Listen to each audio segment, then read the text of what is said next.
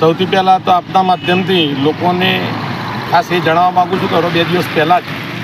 જ જે માલપુર જોડે અકસ્માત થયો અને એમાં 2 અંબાજી જતા 2 પદયાત્રીઓનું જ્યારે મૃત્યુ થયું છે, તે એમના પરિવાર સાથે અમારી સંવેદનાઓ પ્રગટ કરીએ છીએ। પણ સંવેદનાઓ પ્રગટ કરવાથી અમારી વાત અથવા તો આપણી વાત પૂર્ણ થતી નથી।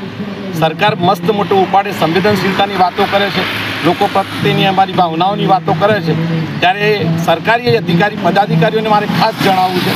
કે વારે વારે આમ આદમી પાર્ટીએ તમામ વિરોધ પક્ષો સમયે રોડ રસ્તાને લઈ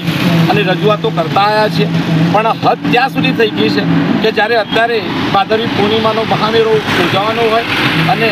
ઘોડાપુર જ્યારે ઉમટી ભર્યા હોય અરવલ્લીના રોડ ઉપર, ત્યારે ખાસ કરીને મોડાસા શામળાજીને જોડતો રોડ હોય કે પિલોડા સુધીના જે રોડ હોય, તમામ રોડોની જે પરિસ્થિતિ છે એ બદથી બદતર થઈ ગયેલી છે। પદયાત્રિકોની જેની કહેવાય કે એની સલામતી છે એના માટે પણ એક સવાલ ઊભો છે। તો મારે આપના માધ્યમથી લાગતા વળગતા જે તંત્ર છે, ખાસ કરીને રોડ ઓથોરિટી જે છે,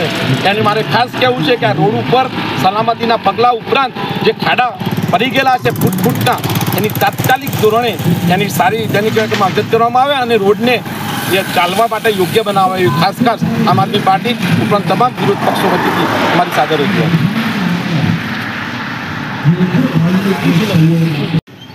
હાલ ભાદરવી પૂનમ માટે પદયાત્રીઓ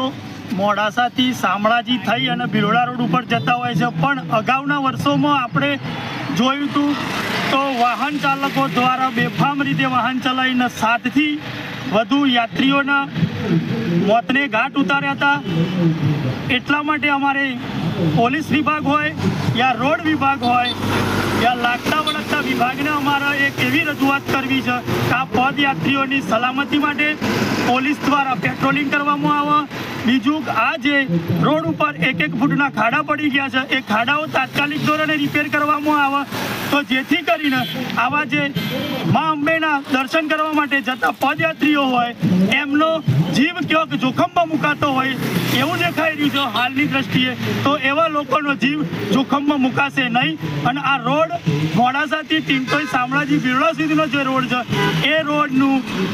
સમારકામ તાત્કાલિક ધોરણે કરવામાં આવે અને જે વાહન ચાલકો બેફામ રીતે ચલાવતા હોય છે એમના ઉપર પોલીસ દ્વારા કડક કાર્યવાહી કરવામાં આવે એવું અમે માગણી કરી રહ્યા છીએ।